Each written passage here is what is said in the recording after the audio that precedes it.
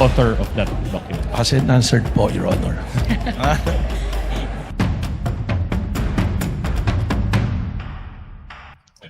What is the pleasure of Senator Judge Cayetano? Just on your ruling, may be clarified because the question was, pinaniniwalaan mo ba? Ang sagot niya, hindi ka agad. So counsel was asking for yes or no. I just want to be clarified.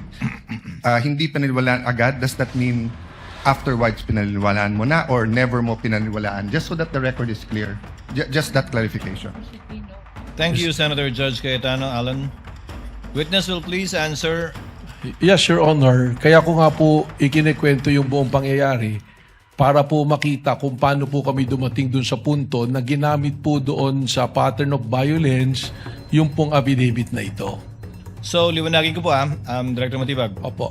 Hindi nyo agad pinaniwalaan nung simula, pinadaan nyo rin sa inyong SOP sa investigasyon, kalaunan, pinaniwalaan na ninyo at sa ngayon, pinapaniwalaan po ninyo yung nakasaad dun sa dokumentong yun.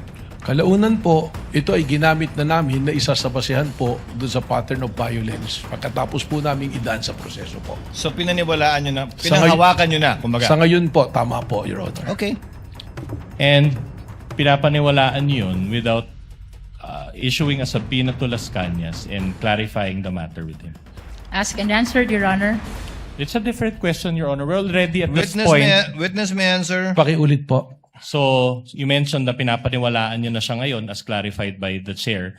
So, are you saying that pinapaliwanaan nyo na ngayon without issuing a subpoena to Las Cañas and verifying it with him? Hindi po nag-issue ng subpoena kay Las Cañas, pero meron pong naging verification process. Alright. But not with Las Cañas, who is the author of that document. As in answered po, Your Honor.